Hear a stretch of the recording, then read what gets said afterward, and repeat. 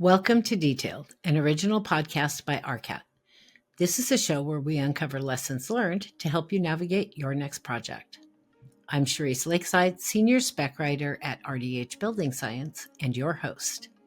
My guests today are Jay Brotman, AIA, Managing Partner, and Marissa Dionne Mead, AIA, NOMA, Lead AP, Associate Principal and Director of Art Integration for Svigals Partners in New Haven, Connecticut. Jay Brotman has been a planning and design leader with architecture, art, and advisory firm Svigals Partners for 35 years. During his career, he has emerged as a leading authority on design and construction for both the institutional and corporate sides of the research science sector, and a trusted expert in architecture, planning, and design for academic facilities and campuses, healthcare projects, corporate workplaces, multifamily residential buildings, major mixed-use developments, and high-performance retrofits.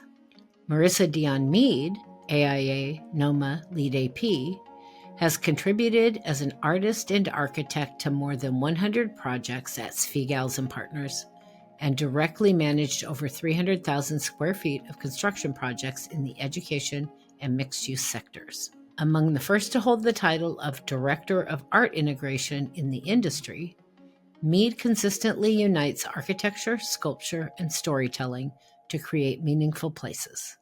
The project we are talking about today is the Bergami Center for Science, Technology, and Innovation at the University of New Haven, Connecticut. The Bergami Center serves as the heart of campus, purposefully designed to foster interdisciplinary collaboration and drive innovation. Designed by the architecture and art firm Svigals Partners, this 45,500 square foot facility blends functionality with creativity. It fosters collaboration between students and faculty while integrating art into its architecture through thematic installations that are woven throughout the building. Now, let's get into the details.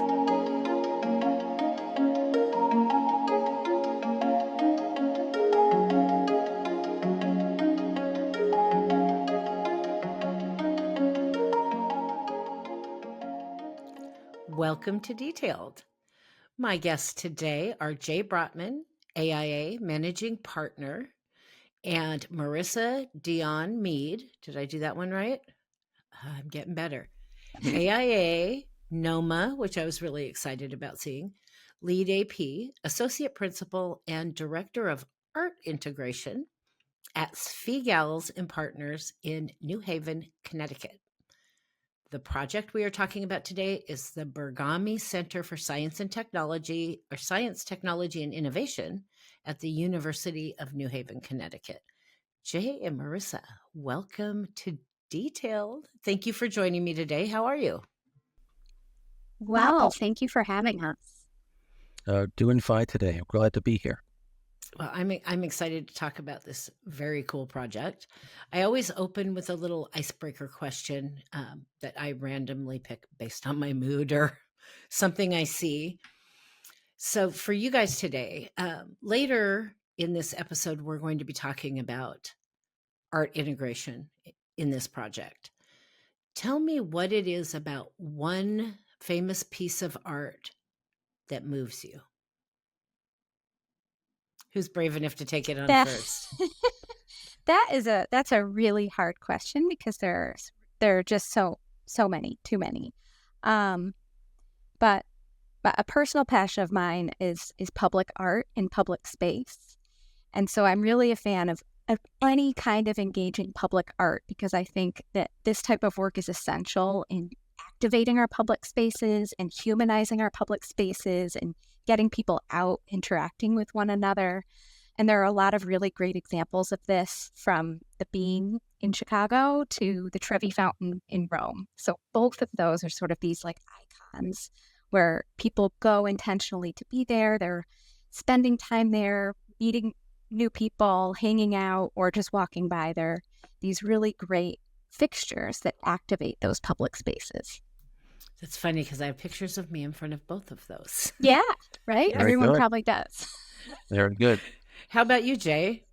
Well, my favorite piece of art is really the latest one that we've done because I really like what we've done here, and what's even an advantage is they're right here in New Haven.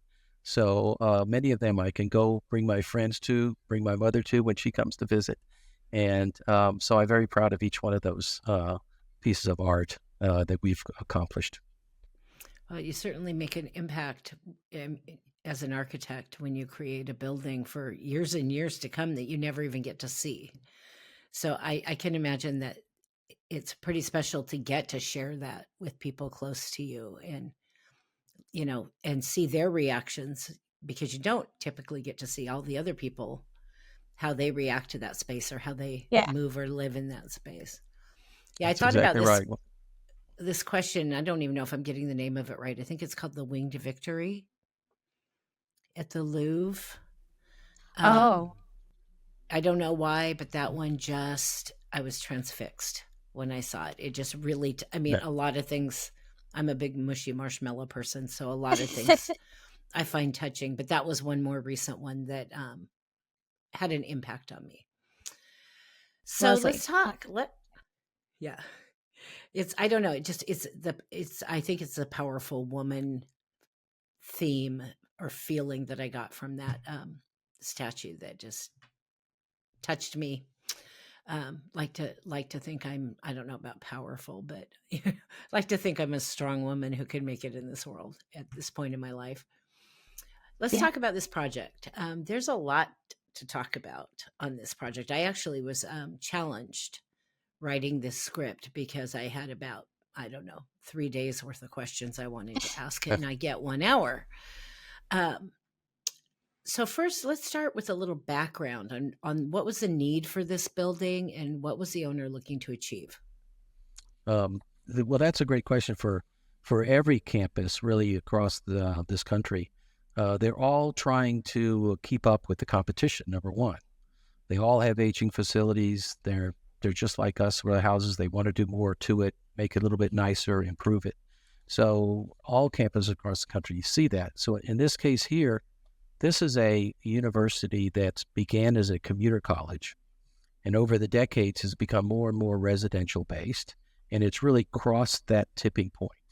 And it needed a building that would be an icon for its campus, an important building that was beyond the small, uh, spread out campus buildings that they already have, and to something that would unify their campus. So it was a very, very important. And they actually began this. This is a campus that has a lot of technical trades in it. It's known for forensics. The Henry Lee Center is there. They've had a history of engineering ever since it started, virtually on that campus of Yale in town. A very interesting story. And so these technical departments within the buildings that they had were all old, undersized, and didn't have modern essentials to them. So they began to think they really needed a science and engineering building. I imagine that technology has really affected just in general universities in having to, because I've done a number of similar types of interviews to this one because it's happening all over the country. These programs, these more technical programs, just can't keep up without updating all their technology. So I imagine that drives it as well. Definitely so. Bringing in, and that's really one of the successes as we talk further on this building of what it became when they originally discussed it as engineering labs and science labs where you get the hands-on experience. Eventually, it moved to a much more broader scope and delivery of services for campus, bringing technology to all departments. So when you, I found this kind of interesting as I was reading through and trolling your firm on the internet and doing my own little research on the side. When you worked with the New Haven faculty to develop programming, you had a focus to cultivate three essential skills: working collaboratively, making prototypes through rapid interaction and development, and the ability to communicate ideas. Tell me a little bit about that process and focus and why those areas. So those elements actually came out of the visioning workshops that we developed with the campus faculty, also some staff members, some students, and some administrative people. So they, as I said, this building, the President University originally conceived of this building as science labs and engineering labs to replace the outdated facilities they had on campus today. But he also had a much better idea, thinking that I have to improve every department across campus. So he set us onto, we created with him, I should say, a workshop process where we had a broad cross-section from the campus departments, as well as staff and students. And we brought them through this series of workshops where we asked them, what is the most important spaces that you need to have on this campus? And so we developed a much longer list than they could afford. We narrowed it down. And within that narrowing down, we discovered that the most important things that they saw were those three: collaboration, prototyping, and communication. And it comes from what they envisioned as what the graduates of their campus needed for the future to be in the business world. First of all, it's collaboration. We used to, when I was in school, we would all do our own thing. But now we work in groups, we study in groups, we group in the classrooms. So we needed classrooms that could focus on and support this collaboration. We also do this prototyping, both physically and in 3D, and virtual. So you need to envision a new product and then take that product and actually try different prototypes of it. And so that's where that element of creating a makerspace within the building was critically important. So we have a physical makerspace, wood shop, metal shops, the 3D fabrication that you could imagine. But we also have workshops in visualization. So it is inside the computer, making games, making 3D visualizations for science and engineering, and developing that. So there you have prototyping becomes a critical skill that we need to teach these students for the future. The last piece of it is this communication. You have to sell your product. You have to communicate to your peers that this is the direction to go.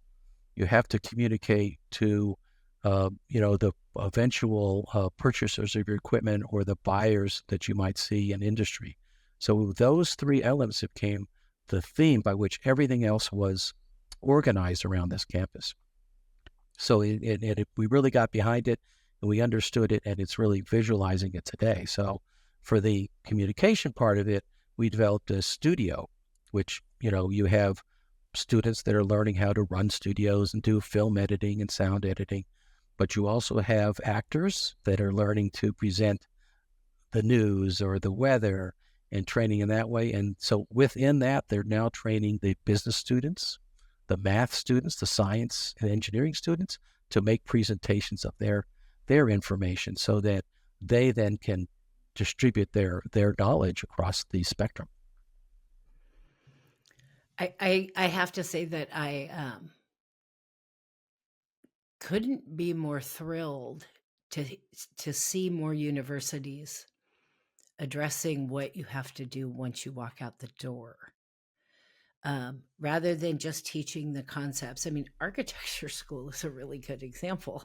Yes, I'm a spec writer, and I can't tell you how many design professionals over the course of my career that had never seen a spec before I got my hands on them. It's like, you have to do this on every project, but yet nobody taught you in school or about project delivery, which I also teach. And my son just 2 years ago called me up and said, I'm going to get my master's. He had a degree in microbiology.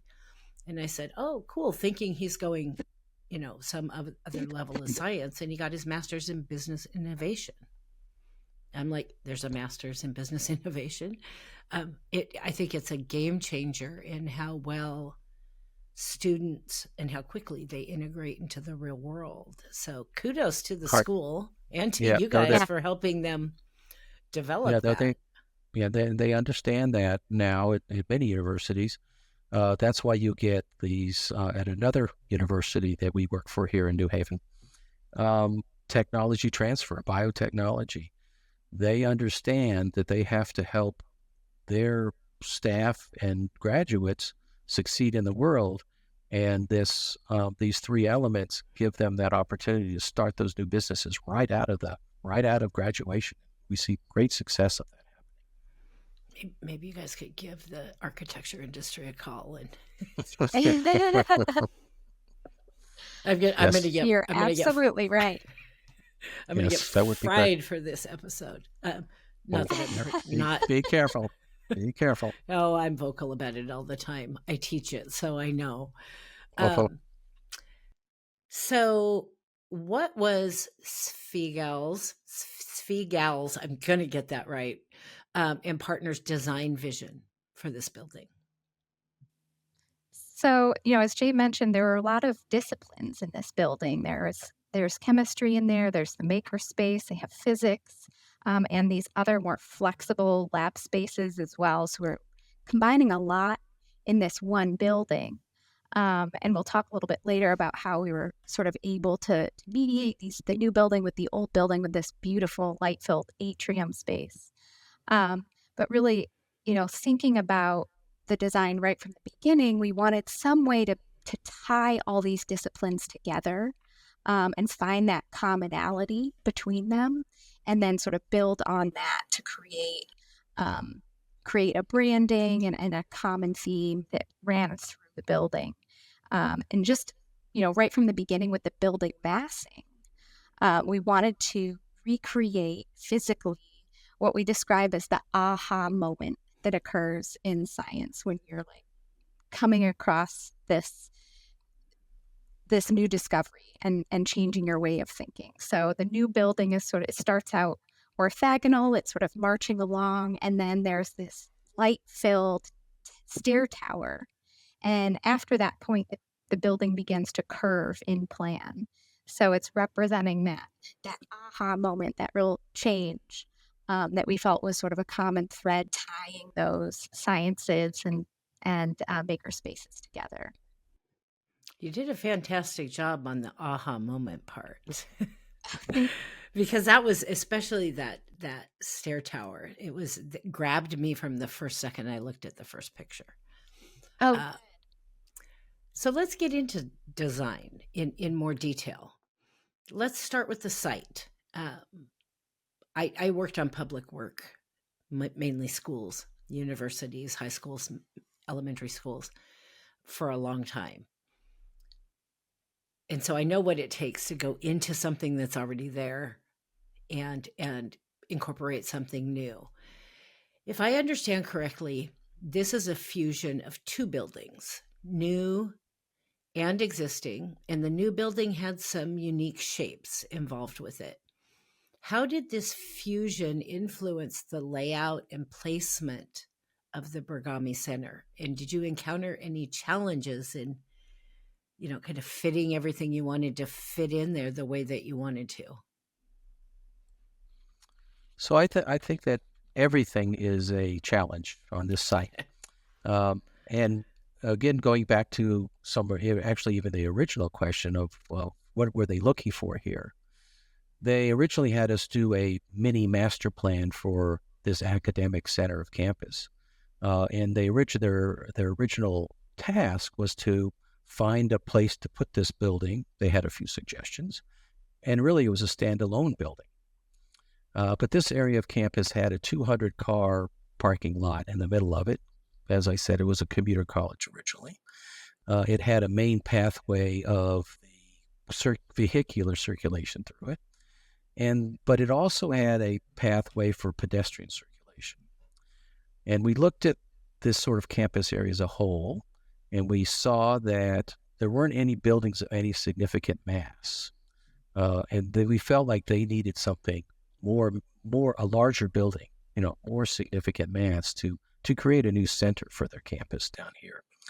And so what we suggested is to attach it to this existing engineering and science building. Very plain looking, not something you would say I would want it to be a part of, but we saw the opportunity to attach these two buildings and create a space in between them, which is this atrium that Marissa briefly spoke about. That atrium has become the center of campus.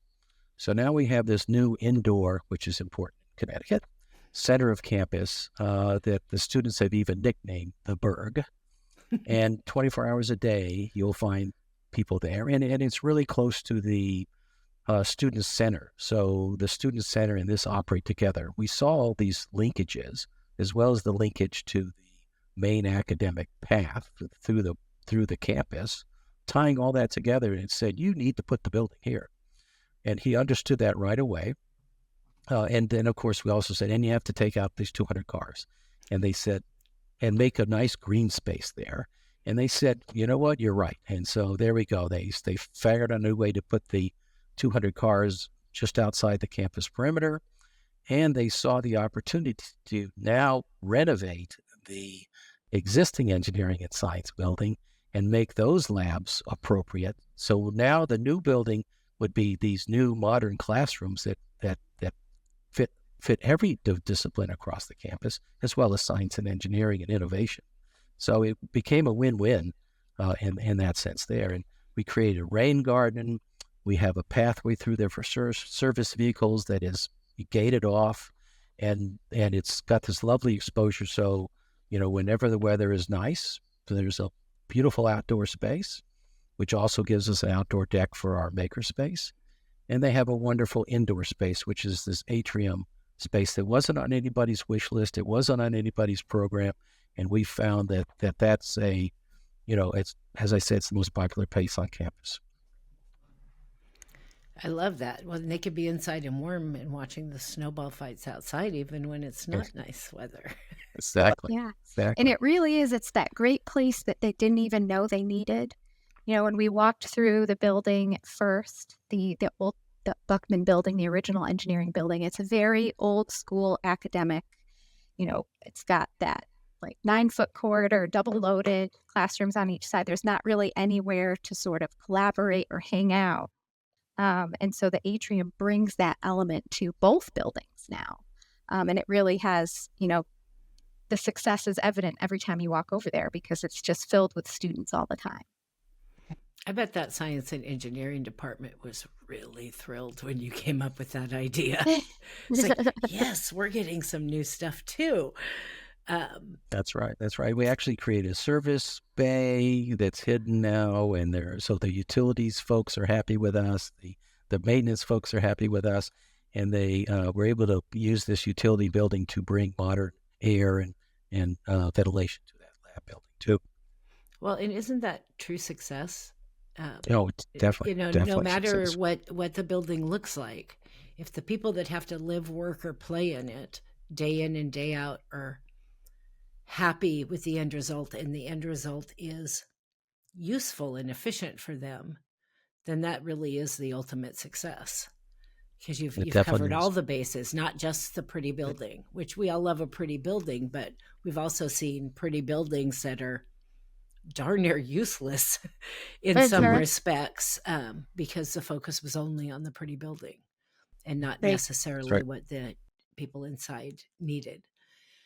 Tell me about the building. Now working for an enclosure consultant, I like to throw this question in on occasion, just hear what people are doing in different parts of the country. Tell me about the building enclosure design. What did you do on the exterior of this building, and what types of materials did you use? So we really had a lot of fun with this building on the outside.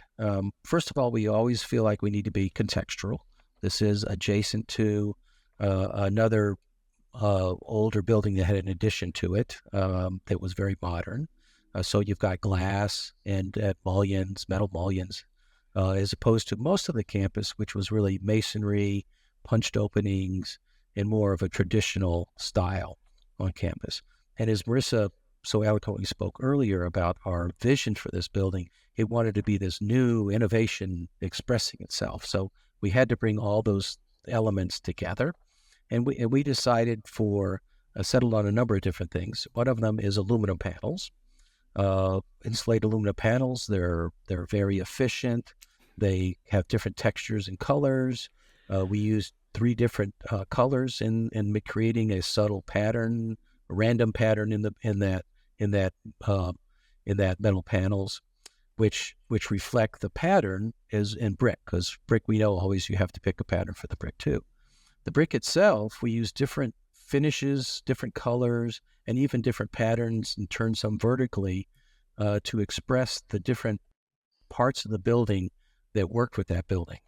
With the tower, we have vertical bricks that are this gray color that give you that little more rise. And then around the edges of the building where it's more traditional, maybe being near the other buildings, it's more of a horizontal banding of brick. And then the glazing itself was really selected for orientation. You know that you can specify different shading coefficients for glass. So on the east side of the building, which was really exposed, we have a heavier shading coefficient, but the problem there is glare, and for that we selected and actually fabricated vertical sunshades, which again relates to the LEED certification and energy for this building, but it's also just visual comfort inside. And really that's you can even think about the roofing too, because the roofing, for that we picked a TPO, which is a fabricated large sheet roofing material, but the advantage of that is that it comes in white and it's highly reflective. So we were able to reduce the heat island effect, which helped us with our LEED points. And then really we've all of these materials were in service to the description we give about the building. Can they reinforce this emergence of science and innovation and that crescendo moment? I have to ask, because that's one thing that stood out for me right away is not only do you have unique shapes, this is not a square building, which we all know is going to be a lot easier. But you have all these different materials, and we all know that transitions, are key in properly detailing and securing those transitions, so you don't have a building that leaks. Was it challenging to tie these different materials and shapes together in your design? Was it challenging to achieve that tight building, which you obviously did because you have LEED certification? We haven't had any complaints. Yes, but so well, there is such great technology today for doing those connections, and some of us have been practicing a number of years, so we've seen the good and the bad of those connections, and we try to use actually a little more of the old-fashioned detailing, where you maybe overlap materials and overlap details so that you get not one but two layers of protection in those zones. So it's very, very important to detail these buildings so that they will look beautiful but perform well, as you've mentioned. And so these materials, we've had enough experience with them. Also working in the Northeast, a lot of our work is renovation addition. So, we'll take these buildings apart, find the best place to attach to a new building, and that experience working with these details over and over again, you learn what will work and what's affordable too, because sometimes these things have a cost. You utilized this mix of materials on the exterior of the building. Tell me about at least one particular design challenge. Don't be afraid to get technical, that you faced on the enclosure design and how you solved it. So I think the most difficult one that we faced on the exterior was the fins on the east side. We actually originally had a different design for that east side, and the wife of the president of the university didn't like it. So we found a new one, a new way to do it, which actually I think turned out a little bit better, a little less overbearing. But these fins are, it's an unusual thing to do, especially at the scale of them. They go 2.5 stories tall, and we didn't want them to be just straight fins, so we offset them. And they actually are, since that face of the building curves, they had to be positionable for the right direction, orientation, so that they work properly. So working those in and making sure that they were affordable, because they could get expensive when you start adding on things back to the windows. Working on those details, how do they work with the mullions? How do they attach? What happens if windows have to be replaced and you have to, move these mullions around? You have opportunities for inside glazing and outside glazing on the windows. So it's that whole coordination of that package, which we had to do very early, because that's one of those things you also want to get done soon in construction so that they can be installed early enough, get the building closed in so that your construction can move along efficiently. We also had the challenge of getting daylight into that interior atrium space because it's kind of sandwiched between the old building and the new building. And so we ran into some issues in the early design phase with different skylight products or skylight details. And in the end, we actually ended up using a cowl wall system for the ceiling in the atrium. And it provides this sort of translucent ceiling system. So there's tons of daylight coming in all along the stretch of this linear atrium between the two buildings. So it just feels very well lit in the space between. Which I don't know about the general population, but I can't stand to be in a room anywhere without light. Yeah. Without light coming, natural light coming in, it drives me insane. We totally agree with you on that point. I love the entry of this building. It's gorgeous the way you use that glass all the way up to the top at the corner. Talk to me about that. Tell me about that. There we go. It's this one, right? That's it. Yes.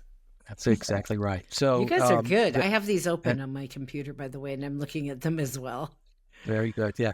We there was a very important element of the project, and I'll kind of go back again. We when we did this mini master plan of this section of campus, we thought about not only this building, but what buildings should come next. And actually 2 other buildings should come next to create to finish off what you can happen over there. And then third one we think should be changed or removed and another one built. So we saw that it was important to have an entrance, number one, that addressed these new buildings, but today sort of goes off to an edge of campus that wasn't quite as important. And interestingly enough, it's become important because where they moved the parking lot is a direct line from that entrance off the site. So it worked out well. Secondly, we wanted to address this innovation beacon. And by getting this light all the way up and extended it above the roof of the building, we could see this whole thing as this lantern or this beacon calling to others saying innovation is happening here. And it's really a very fortunate spot. It sits up on a hill, well, probably 40, 50 feet above the street that's nearby. And you can actually see all the way to Long Island Sound. So from the water, when this beacon is lit, you can actually see it from that location. So we saw all those things working together. It had to be there, and we had to do something really spectacular. I imagine that looks gorgeous at night.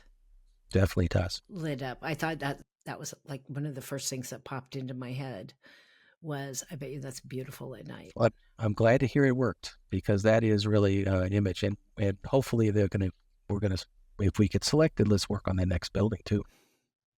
Yeah, you can just make a whole community. They all play nice together. Yeah. Let's go inside the building. Give me a broad description of the interior of the building and some of the spaces that are included on the inside. Well, let me talk a little bit about the spaces, and then maybe Marissa can follow through on some of the finishes as well as the artwork inside, which was really critical to the design. But as I mentioned earlier, what are the major elements of this building to meet those needs of collaboration, innovation, and communication? Classrooms being the key element. So there are a number of flexible classrooms where you can rearrange the furniture. You have monitors on multiple walls. You can set up groups. You can set up individuals. You can take the walls down between the spaces. You could even take down the walls between the spaces in the atrium so that you can have a whole conference there. So it was really all about flexibility and using electronic components as much as you can. The makerspace, there is a fabulous makerspace in this building that has all the equipment we spoke about earlier, including 3D fabrication. It has an outdoor patio because solar innovation is strong, so they want to bring those engineering components outside, and you have it, dress it right there. The floor is designed more factory level with no ceilings and concrete floors and rugged space. So you have the makerspace, you have the studio, full production studio with film editing, sound stage, lighting abilities. So it's everything there to teach that. So you have all these spaces. We have an auditorium that actually has a 3D projector in it, not for 3D video games or movies, but you can actually teach chemistry and biology with 3D visualization that may be even more powerful than working on it in a lab. And then most importantly is those spaces in between. The atrium, we took every opportunity to connect that atrium to as much space as we possible. We also connect the building to the old building, so you circulate between both buildings freely and smoothly, even through the other building to what is the main quad campus. So everything is connected through these spaces in between. We found spots in between to have little breakout areas or casual seating or views across to Long Island Sound, places to sit between classes, those things that weren't in these early academic buildings with the double-loaded corridors. And we pulled all that together, and then what we did inside, the finishes and everything, just reinforced all that too. And Marissa wants to talk a little about that art that really it fuses the entire space. I'm excited to hear about that. Great, because I'm ready to talk about it. So, similar to, the design inspiration for the exterior of the building, we're again looking for something that can tie all of the disciplines together and help tell their story. Our firm is known for integrated artwork in our projects, and by that we mean artwork that's sculptural and that's really built in and integrated to the architecture. And we try to start the design of those elements right from the beginning so that we're developing the architecture and the art together, so that they're both working to tell the story. And early on, we decided to focus on the art of paper folding as a theme in this project because we felt that it really worked well as a physical representation of the process of creative innovation in science and related sectors. So it sort of tied in those sciences and the makerspace elements all together. And we were playing with that idea of how initially a great idea will start out as a sketch on a piece of paper, but that it over time through discipline and as it evolves, it can come to life and emerge into something real. So the folding of paper became a metaphor for that process, the process by which our ideas evolve from a concept into a solution or something that's tangible and measurable and useful. So there were a number of art installations in this building. We had 2 3-dimensional wall installations, and then we had a sculpture outside on the terrace. And they all worked together in concert to help tell this story. The first of the 2 wall installations is actually it's a composition of CNC milled plywood forms. They're about dinner plate size, and they can puzzle together in these trapezoids and hexagonal shapes. And these shapes were inspired actually by one of our very first walkthroughs of the building. We were walking through and the students had up their chemistry posters with the skeleton diagrams. So if you've ever seen those skeleton diagrams, these little hexagon shapes, and they're all connected by lines, and they all represent different chemical compounds. But so that was really the inspiration behind this particular wall installation. And the shapes are overlaid on top of a 2-dimensional abstract representation of the skeleton formulas. So it's as if those diagrams are beginning to emerge into three-dimensional space. And this particular wall installation is in a connecting corridor between the older building, which has the chemistry labs, and the newer building with the more modern makerspace and new studios. You were very successful, I have to say, in that. I'm looking at that wall as you're talking about it. And the first thing I thought when I saw that picture was, that looks like one of those chemistry things that you always see on the. I'm so glad you made that connection. That was the first thing I thought. And, I didn't know what it was called because chemistry was not my thing. But that was, you've seen those images, in all kinds of places. And that was the first thing I thought is, that looks like one of those chemistry diagram things. So totally I'm a little proud of myself right now. So I didn't mean to interrupt you. I just had to say, you achieved it. You achieved it, because that's exactly what I saw. And we were able to get really vibrant color in there too. It's got that teal background, very fun. And the esports lab is right off there too. So it provides a really beautiful backdrop for those activities. So in the atrium, we have it's a double height atrium space with a communicating stair. And so on the wall, the 2-story wall right adjacent to the stair, we have a second wall installation. And this one is a representation of what's known as the zigzag fold in origami. It's a tessellated pattern that we enlarged to a 2-foot module and then recreated with cut MDF shapes. And they're made to look as if, they're freely emerging right out of the wall surface. And so at the base of the wall, at the bottom of the stairs, the pattern begins as painted lines. So it's 2-dimensional lines painted on the wall. And as the pattern moves up the wall, the shapes become deeper and deeper, giving the appearance that the wall itself is beginning to fold. And the visitors, people who are using the staircase can see this up close, this change happening as they're going up and down the stairs, which is pretty cool.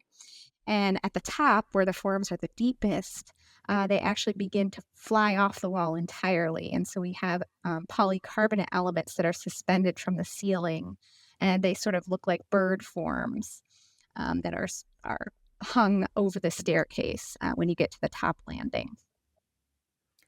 And this particular fold, the Miura-Ori fold, which was named after astrophysicist Koryo Miura, he had recommended in the 80s that this particular form should be studied as a way to fold large planes of solar panels for launching into space, because it was a very efficient way to get these huge planes into a spaceship, folded up and then unfolded when they got to where they needed to go. And over the last couple decades, this particular fold has been studied in a number of the physical sciences because of its inherent combination of that both elasticity and rigidity at the same time.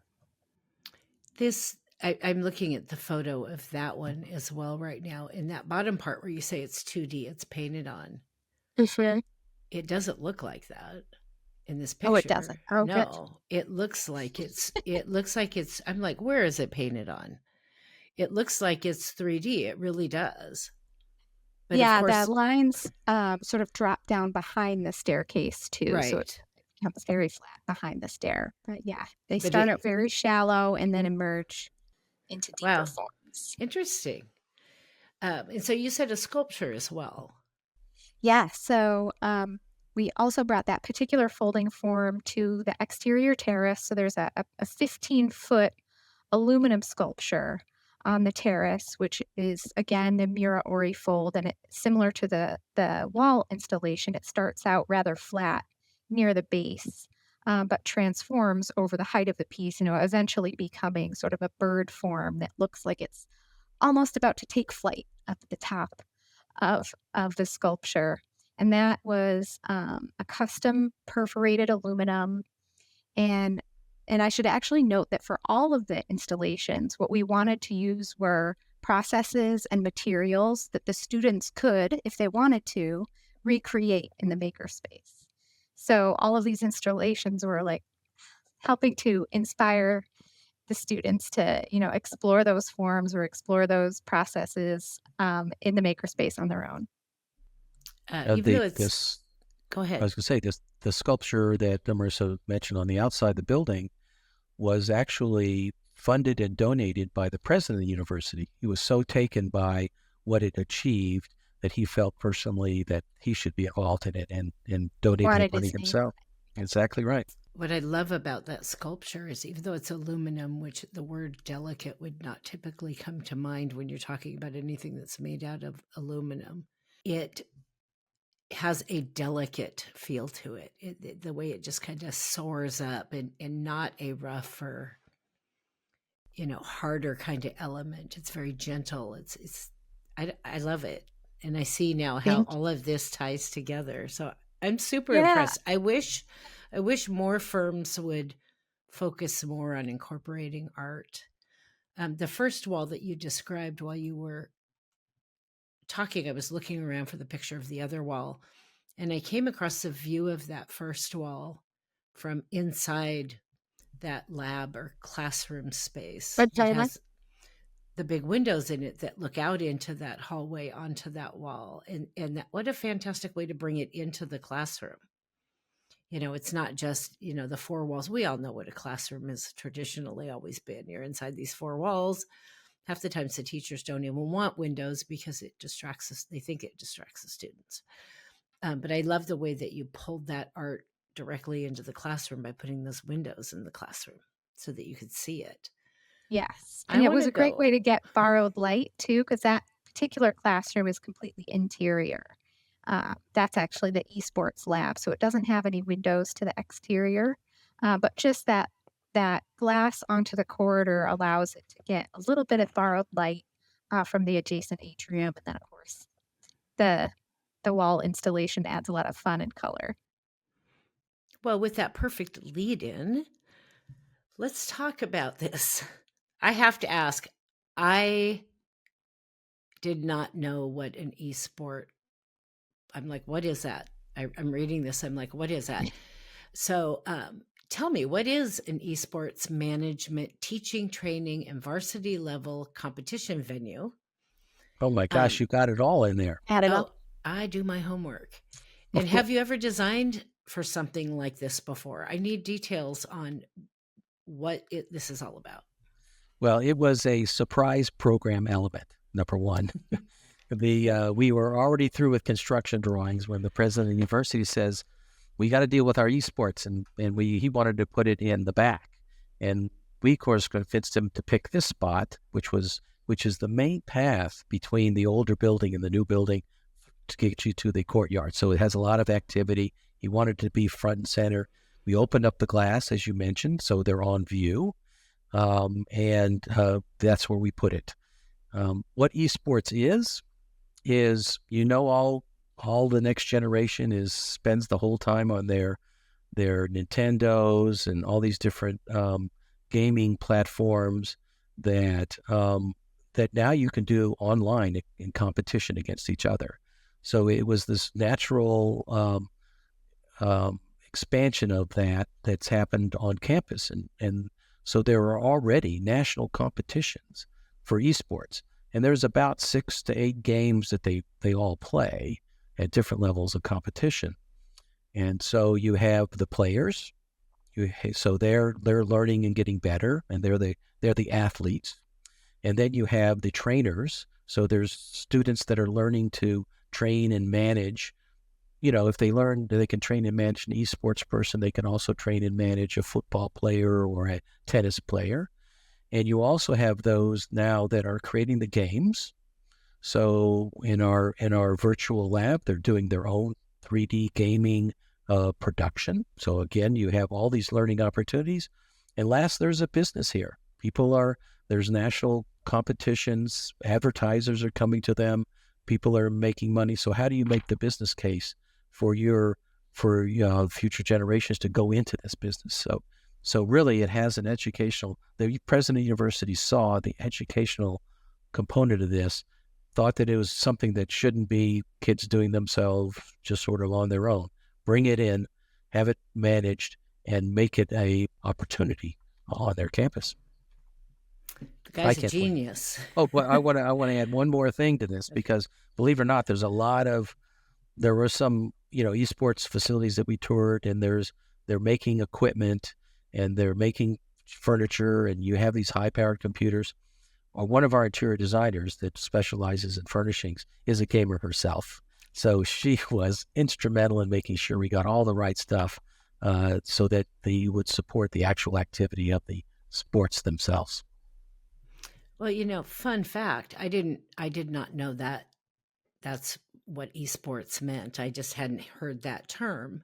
But I have two sons, grown sons, that are gamers. They have Uh-huh. full-time jobs and they're doing their thing, but that is one of their hobbies. They are actually considering incorporating esports into the Olympics. That's correct. I just That's saw that correct. recently, That's correct. with our recent Olympics, and I was like, the world is changing. The That's world right. is really changing. That is, and you can tell the president of the university, for me, I think he's a genius. Because all Oh, of the yeah. younger people, this is just a part of their regular life. It's a part of their entertainment. And for some people, I have a friend who for a very long time worked for Microsoft in the Xbox division. This is a business and a way to make actually a lot of money for some people. That's right. And bringing that in as a program is a That's really right. smart move. And it even tied into the production studio, because these are live cast on, I think it's called Switch, but don't but they live cast this thing, of people watch people doing esports, and then they see, who's ahead, who's behind, and so it's just like a regular athletic event. I love that. I had to make sure we talked about that. So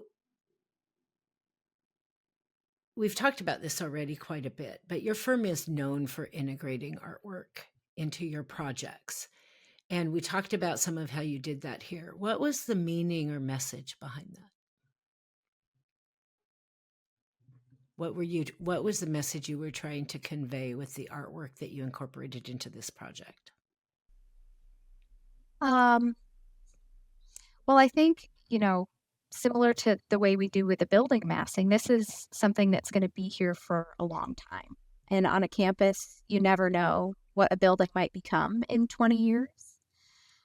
So as much as we want to create things that are very specific to the users who we know are going to be there at day one, we also want it to be sort of classic and timeless enough to go the long run and still be beautiful and interesting for decades to come. So, as we mentioned, we were inspired by the specific disciplines that we know are going into the building now. So the chemistry labs, the maker space, the physics spaces. But I think that ultimately the themes that we came up with can apply to a broad range of academic disciplines and will be beautiful for many decades and not just in the immediate term.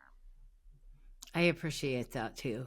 And it's more than just beauty. It actually gives the meaning and the vision and the mission of these buildings. Previous to this building, we designed a science and technology high school for the city of New Haven that actually sits at the edge of this campus. And in that building, the artwork is all about scientists that relate to the people of New Haven. So it was inventors and scientists that had a connection to New Haven, so that these younger children and high schoolers can look at these images and see themselves in those images and see themselves as these scientists, mathematicians, and innovators. So the art that we put in, we feel has a real mission and a real important to the building. It's not just hanging a picture in the hallway and having it nice. They all are intended to inspire those to achieve what this building is may be being taught. Outside of the artwork, tell me about, two or three of the more unique materials or finishes that you have in this building. So I think that we may be not unique, because we try to be on the cutting edge, but not the bleeding edge of design. We like our projects to have some durability to them because, these universities have to maintain them. One of the more interesting ones to me was inside the atrium. We had the existing exterior wall of the existing very plain vanilla building that was concrete block with some sort of white plaster on it, and the windows were dirty and aluminum and everything else. And this was going to be in our atrium. So in that case, again, looking at leveraging try to do as much with as little as you can. We also knew we had an acoustical problem in an atrium that we wanted to tone down and not be reflective, especially when you consider this masonry facade. So we had to, and it was a lot of square footage. So we had to find a material that would do that and be lovely at the same time.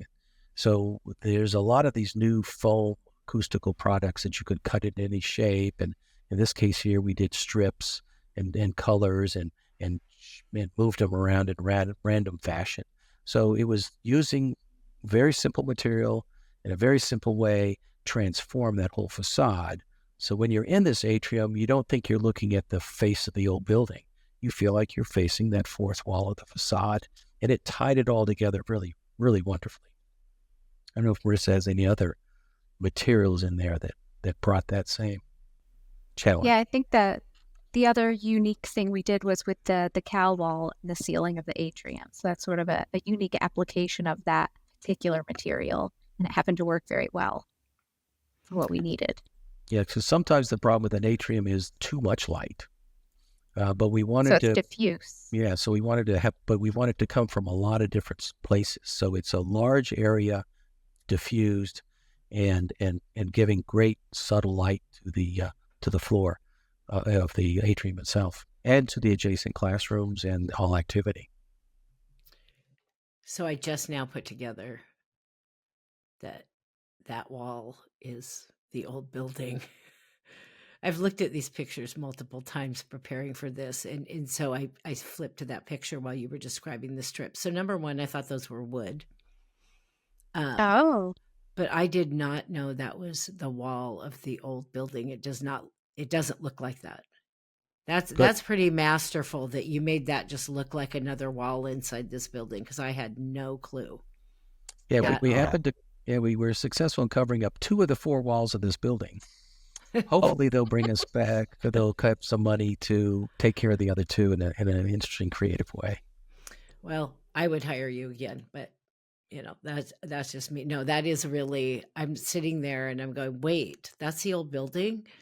But that's a great way that one of the challenges that I saw in looking at this project was this merging of this old with a new, but maintaining, you have to have some bricks somewhere in a university campus to make it tie in with everything else that's on the campus. That's fantastic. That is really fantastic. So we talked about this a little bit earlier, but we'll get into a little detail here. This project is a LEED Gold certified building, which I see fewer people chasing those certifications these days. What did you have to do? What did you have to include in your design to reach that level of certification? Or what did you do for your design here for this building? So thinking about these in different categories, of course, how you look at LEED, and one of them is sustainable site. And I was very proud, there's 26 points available. We got a whole 20 of them, where it's an existing urban disturbed site. Get points for that. We eliminated 200 cars in the middle of campus. We utilized the different existing infrastructure around the campus, busways, and other accessibilities. Storm drainage. We really solved a number of storm drainage problems with this building that were causing problems down the line. We created rain gardens so that it was an experience, not just ground tank. So really, the site was a huge hit on that. On energy, we got 13 out of 19, which I think is a very high score. A lot of that pertains to the tightness of the envelope that we discussed earlier, the orientation of the building, Actually, having one wall against an existing building is helpful. But we were able to bring in new infrastructure for this building, which also was shared, improving the older building. So you really got a real advantage. The campus got a real advantage in that sense. So, high efficiency, air conditioning systems, low LED lighting. We looked at all those things. Materials was 7 out of 14. That one's sort of hit and miss sometimes, but really we focused on making sure no VOCs, so the interior environment was proper. We utilized a lot of recyclable materials. This is one that's really harder to document, and probably one of the reasons you don't see as much of it in sustainabilities. And the materials, indoor air quality, that's what I was thinking of. Indoor air quality was also very important for us, and that relates back to the materials, but the level of fresh air ventilation, which is important for classrooms, so that the students stay awake, too much CO2 and they get a little tired, and then your effectiveness goes down. So we tried to use the lead elements that were most important for success of the students and users of this building. And today with the higher energy codes, any quality building on a university campus, you get to silver. LEED Gold you have to work for. And we did that, and we found those elements, and we pushed the elements, green cleaning, how they clean the building. All those things were really suitable, and we're very, very proud that this building's got that gold certification. Do you get points for not tearing down the old building and instead making it work? You should get a lot of points for that. I mean, because how bad is it for the environment to, Yeah, no. In LEED renovation, and there's a lot of points, and we've done this on other projects. You keep a certain amount of the structure and elements and finishes and materials. You get points for that, and that's that embedded carbon that we want to make sure we're not wasting. Exactly. So I'm glad to hear that's being recognized, because more and more people are not tearing down the old building, and especially here in the Northeast. Yeah, we have some wonderful, wonderful buildings that need to be repurposed, and we've spent a lot of over the years we've done a number of them. Actually, we've now done 7 addition renovations with atriums in them at university campuses. So we're getting a little specialty in that too. Yeah, the starchitect of the universities.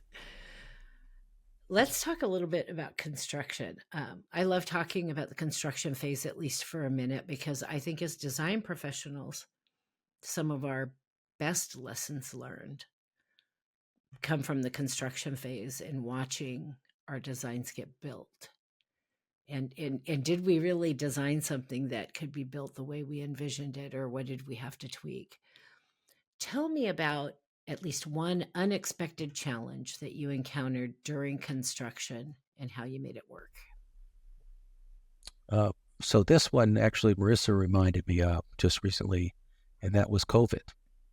So the building, about just a little bit into construction, maybe quarter, halfway, COVID hit. And so we had to learn a whole new way to handle coordination, observation, and everything else that you could imagine on a construction project. And so we fortunately, there's tools out there to monitor, to get pictures from the site, or we can go to the site. At least it was open, so it wasn't one of these closed spaces. But we have job meetings. They became virtual and actually became more effective. We were able to look at the drawings, everybody looking in the same place instead of people looking off and doing their own thing.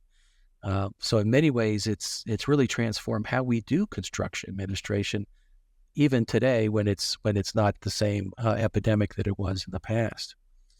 So those tools were important, and you see a lot of new tools coming around today, which you can have some level of visualization on the site through goggles or through lenses to do that. So to us, that was the most challenging thing. We are a very highly technical production house here, so we really see this. We see fewer coordination issues on the site. We use 3D Revit in our documentation. Our consultants use 3D Revit in their documentation. So we do clash detection. So once you do all that, you really lower the issues to mostly those that the subcontractor did that you now have to fix, and if something is done, okay, they poured the concrete footings a little off. We had the seating area. How do you fix that seating area? It comes down to most of the issues we address were quality of the work. The CM is a high quality. It's just things happen. And so solving those issues, they're all individual, but we're a very collaborative group. So we believe that we try to work with our contractors as much as possible. Don't try to punish them. Try to find a way to utilize their mistakes. Sometimes we make them better. Sometimes they have to start over. But it's those normal issues that we see here. And this was a complicated site. The campus was occupied, existing building was occupied, a lot of safety, which is the contractor's responsibility, making sure that is there. Utility lines we found that weren't on these drawings because they were old lines that somehow people put in years ago and forgot about. Some of them still active. Very slope site, so you had to deal with water during construction. But these were all pretty normal things. I think COVID was that one wild card that really brought us some new lessons. I've heard some interesting stories about how people made it through COVID. I mean, we all did. We had people in our office that were going out with iPads and conducting job site meetings every week and pointing things. Okay, look at this. And nobody else is there but our one person, and everybody else is on a computer somewhere in a safe place, and they're still doing the job walk. Yep, exactly right. We actually had opened during COVID still, and the faculty had to figure out, here's a building designed about getting together and collaborating. How do you then use it? And they lowered the density of the classrooms. The ventilation was very strong, so those were good things. And so it actually, I never heard of any sort of super spreader events from utilizing the building. We're very fortunate to say. What would you say for each of you? I learn a lesson from every project I do, some kind of lesson. What would you say your biggest lesson learned was from this project that will make you a better architect on the next project? So for me, and in particular with regard to the integrated artwork, some of the lessons we've learned on this project and other projects are two things become imperative. One is prototyping, and the second one is collaboration with the fabricators.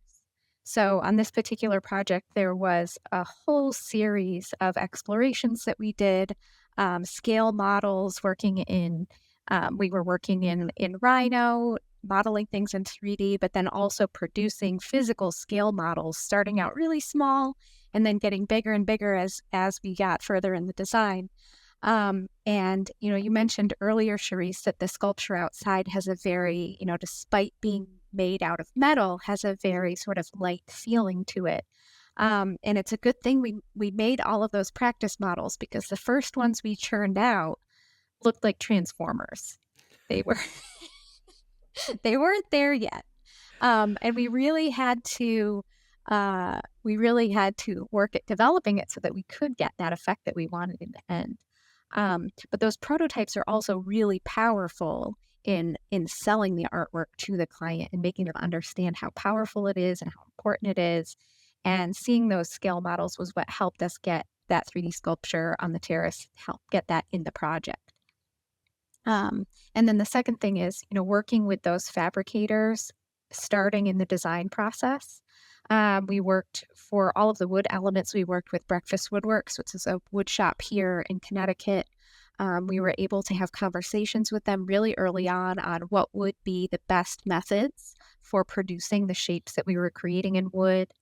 And then we worked with Eric Davis, who's a metal worker in an artist here in Connecticut as well for the sculpture outside. And, once we had the design finalized, we were able to bring him in and thoroughly go through what the process could be for fabricating it so that we knew everybody was on the same page and that we would get the best result. How about you, Jay? So for me, it was really a reinforcement of what I learned over the years, and that is drop all your preconceptions when you start the visioning phase of a project. So, here the client has told us he wanted a standalone building. He wanted it science. He wanted to exhibit science, and he wanted it, somewhere on that area of campus. And once we started with the visioning with the people that use the building, the faculty that use the building, the students that use the building, the administrators is thinking about the future classes, types of classes that they want to have, you have to open up your mind, drop all those and say, what could this be? And so by the time we got to the end of the visioning and the president of the university being a part of it, words and things. And we had one skit where the president of the university was wearing this horse head and discussing in a foreign language what he was trying to convince of somebody else. And then it's just these things that get you out of your normal course of the day and frees you up. And when you worked with this amazing people, amazing faculty, teachers are really amazing people, and what they want to try to achieve, we understood that the campus as a whole had a certain number of spaces or certain types of spaces that they didn't have. And it was those spaces that rose to the top and became what this building is. And it wasn't a science laboratory building. It wasn't an old standalone building. It was this center of campus, center that was going to feed every aspect of the university's needs. And that to me is really what we should be doing as architects. That's what we can deliver as design. Then making that happen is really what makes me love doing this every day. This building wouldn't be what it is today had you not done that. Correct? Would have been a whole different animal had you just sat down with a client or a couple people and said, okay, this is what you need, and then went back. And I've seen that, there's always Definitely. programming, but programming is different than visioning. The programming happens after you do the visioning. That's right. It's an active engagement, a creative, active engagement that we've developed over the years, and we use this for our public schools. We use it for our private schools, our private clients, our lab clients. It is just amazing how it can not only give us the answers that we need to do the best for them, but it builds a consensus amongst the study group that they then become ambassadors. So they then go out to the university and they say, well, this is a great building. We're getting all these different things. And they say, yes, I know we didn't get that one thing that you thought you needed, but look at what else we're getting. And it really builds this support. And so when you deliver it, they all understand why it's there, and they can appreciate and use it in the most valuable way. Well, and it also sounds like you guys hold meetings that everybody wants to go to. I mean, I think that's one of the things that's often more tedious in architecture. You have to have a lot of meetings to get a plan together for a building. And I've always said this business, people are like, how can you stand being a spec writer? And doing this technical work all day long because they don't think it matches my personality and everything else I do.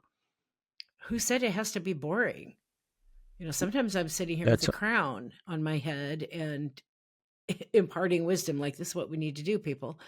I love that you made that an engaging activity, because I think more people probably came to the table and continued to come to the table for no other reason, wondering whether they got to wear a horse head at the next meeting. I mean, that's exactly right. There's a huge, huge lesson in that. Yeah, and I want to say something about your spec writing, and it's a wonderful thing about our profession as architecture is there are so many ways to be creative. Everybody always thinks the creativity is the art or the facade. My creativity is in the planning. Marissa's creativity is in that art and facade. Your creativity is in the detailing. All of that has to work together or we don't succeed. Exactly. It's just a very collaborative profession, and collaborating with the contractors. They have to be creative in solving the problems along the way. You haven't solved them all. So before we get to our two standard closing questions, I have to ask, what do you have on the boards? What do you have underway that I can look forward to calling you about another interview later? Well, we have a couple K-12 schools on the boards right now, which are very exciting. One is going to be a LEED certified project here in Connecticut, and the second one is actually going for net zero here in Connecticut. So two very exciting projects. They're both pre-K. One's pre-K to 5 and one is pre-K to 8. And we love getting in the K-12 sector. It's a lot of fun. We can have a wonderfully creative visioning sessions with our clients. And we love getting the students involved too, so that they can see their new schools under construction and learn all about them and participate in crafts to create artwork for their new buildings. So these are really fun projects for us. Net zero on an elementary school? Yes. Exactly. Wow. Exactly. Okay, you're coming back. I'm just going to tell you. I'm not going to ask you. I hope coming so. back. I want to hear about that. So were you so. going to mention some things too, Jay? Yeah, so we've also are in the process of a number of civic projects, an outdoor space, the indoor performance in another small town in Connecticut that they had their theater burned down. We've worked for a number of nonprofits, Desk, which is the downtown evening soup kitchen here in New Haven. We infuse all of those spaces with art. We think that everybody should get the same attention. We've done continuum of care, which is really housing for populations that can't take care of themselves, that need special assistance. So we have a whole range of these nonprofit clients, including one more of Marissa's is for the a nursing home here in New Haven that has been around for 200 years or something like that. And almost, yeah. And it needs, they need better spaces. And so we're working on that's going to be very exciting. Maybe less art on the outside because it's a historical neighborhood. No, there will be. And, but certainly creating an environment for these elderly folks that need as much inspiration as the students in the K-12. Some of those types of projects, I've had a number of interviews and projects in the nonprofit sector. Some of those to me are the most touching because they just really make this impact on the users. I just did one on a performing arts therapeutic program. It really cool. As a matter of fact, it's my last episode that just came out. It's got a plastic facade, polycarbonate facade. You should check it out because it's really interesting. But they're helping a lot of people on the spectrum. And when you're building, not only is gorgeous and makes you feel good when you walk in and it has what you need, but it also changes a life. To me, that's the icing on the cake and the cherry on top. So I'm looking forward to that. Closing questions. I start with a broad industry question before our last question. And something I read about Marissa kind of jumped out at me on the page, which is why I decided to ask this question. So I'm really involved in our industry on a number of different levels, teaching, speaking, mentoring, tons of mentoring. It's near and dear to my heart. I believe that we have to give back. We were all given something to get us wherever we are today. And I believe we have a responsibility to give back to those coming behind us. And I don't know that we've always done a great job of that. So pretend I'm a young professional. Just fake it. You can do it.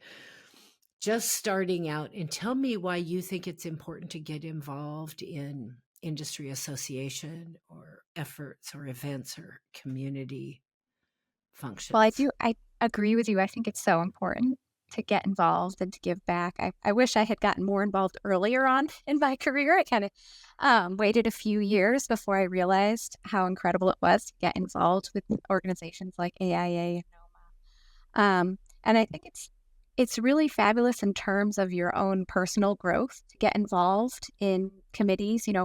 Participating in or leading a committee with AIA can really help you grow your leadership skills. Attending the events helps you network to see and be seen in your local industry, and help get yourself involved in initiatives and make contributions. But I also love to suggest to young people to look outside of our immediate professional world as well, because getting involved in local advocacy groups that are tangential to our industry can really have an impact on your local community. So looking at things like, housing equity, zoning or land use reform, preservation, parks, there's all of these, different organizations you can get involved in. And our communities really need architects. They need people who think like architects. We have these incredible skills in creativity, in collaboration, in problem solving. And we're able to use our technical skills too to help illustrate problems and solutions in very clear and compelling ways. And so our local communities can really benefit from what we can bring to the table.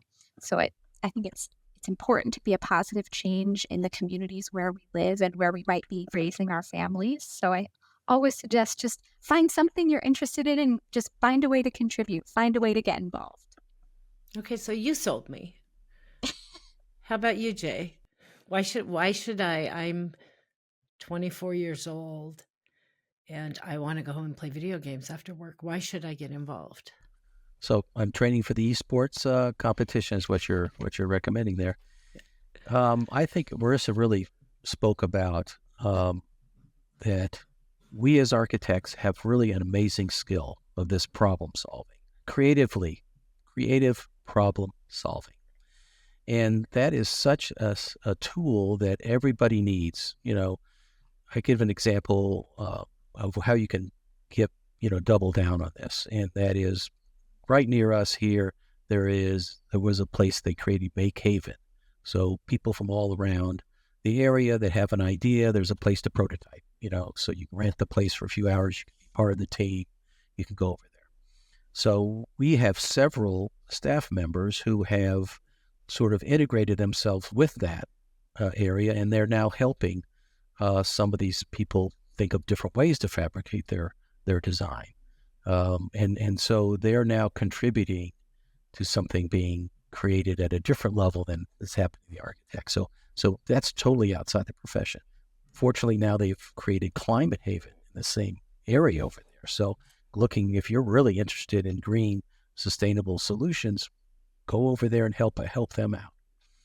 At the same time, it's a little bit daunting for the 24-year-old to join the Connecticut Building Congress or be active in AIA. So I would almost say you got to get the older staff, your older mentors, to go with you. They should be a part of it. To go with you, to show you what they do, to introduce you to people. If you're going to an industry event, which is, like around here, we have BioCT, so all of the biotechnology players in the region go to these events. So we make sure that there's senior people there that are inviting the younger staff to come too, just to be there, just to see, to introduce, to mingle, to learn the skills of working with your community and finding ways that you can do more than just what you're doing every day for your own architecture. And then there's one thing that I've been involved in for many, many years, over maybe 2 decades, is the Connecticut Architectural Foundation. So we're actually raising money to support scholarships for students in schools, because we know it's very expensive, as well as we give grants for activities that might be educational based. They teach, they have programs where they have a summer camp that's architecture focused. We go into the schools and have some different programs all around, and then there's science fairs focused on architectural engineering products. So there's lots and lots of ways, but you have to get out. You have to put the Nintendo down, and you have to get out there and give it your go.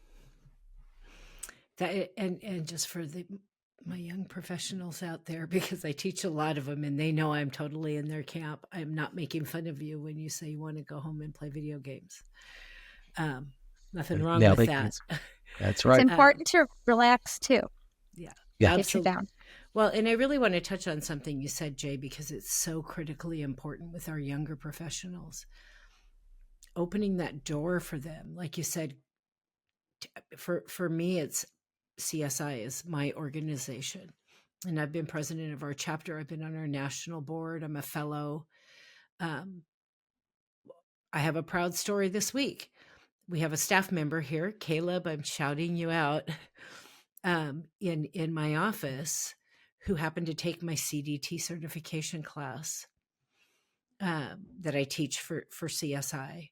It's a 12-week class twice a year, 2 hours a week. And I encourage every young person I know to take it because it's project delivery training. You don't get this in school, but you need to know how to deliver a project. So he just got notified that he's being awarded the Molbet's Students in Excellence Award because he was a co-op at our office last spring. Decided to listen to my words. Congratulations. Yeah.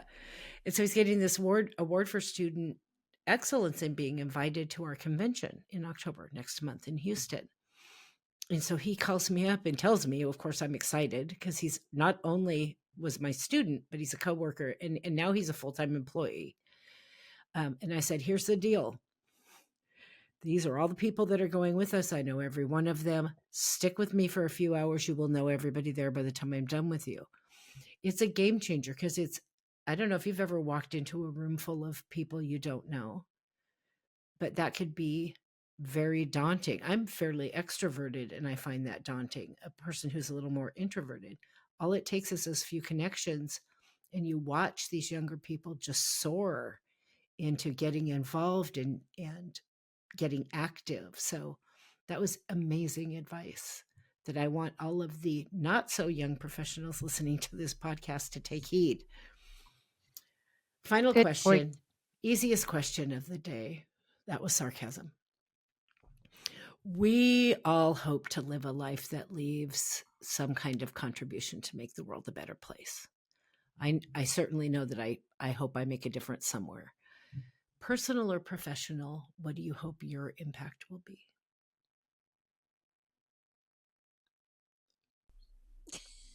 That's too hard. You could have a lot of impacts you want to make. Just pick one.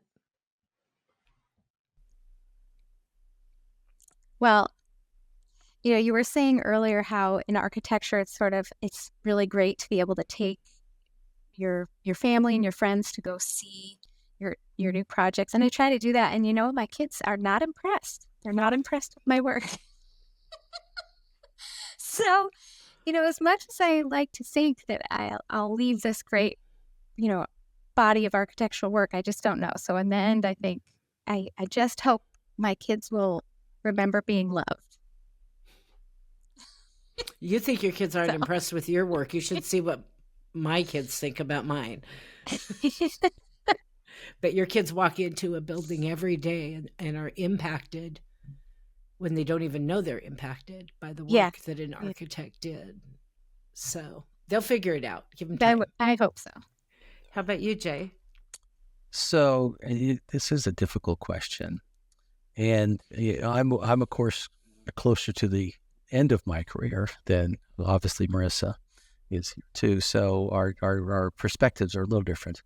I'm very fortunate. I'm a very fortunate person in that I've been able to work with, public school systems, higher educational campuses, meeting presidents of universities, presidents of corporations. And I do feel, even though Marissa's right, my kids aren't going to tell me stuff. My grandkids will, but not my kids. In that I do feel that these buildings that we have done do make a difference, and that even though people don't understand it, they are changed by the work that we have done over the years. So I can very proudly look back on what we've done and see that there is an impact. There will be an impact for beyond me and for generations to come. And especially with how fortunate we have been and the numbers of the types of buildings that we have done, and along the way brought our message that design is, finding good design makes good lives, makes good people, and it makes a better world. And that's what I'm happy about and very happy to continue doing and making a difference in that way. Well, I will tell you, for you architect types, that you do make a difference. And I don't know that you always hear that often enough. I have walked into a space that has literally made me cry. I think that was my first realization in the real world that, wow, space around me really affects me more than I thought. And now I notice it everywhere. I am emotionally and physically reactive the second I walk into a space, whether it feels uncomfortable or whether it feels warm and inviting and light. And it affects my mood. It affects how I operate within that space. And I don't know that you guys hear it enough, that you do affect people every minute of every day that they spend in the spaces you design, whether you ever get to hear about it. So congratulations on this fantastic space. This is just such a great project. I can't thank you both enough for joining me and taking time out of your busy schedules to tell me about it. I hope you'll come back. Thank you very much. Thank you. Thank you.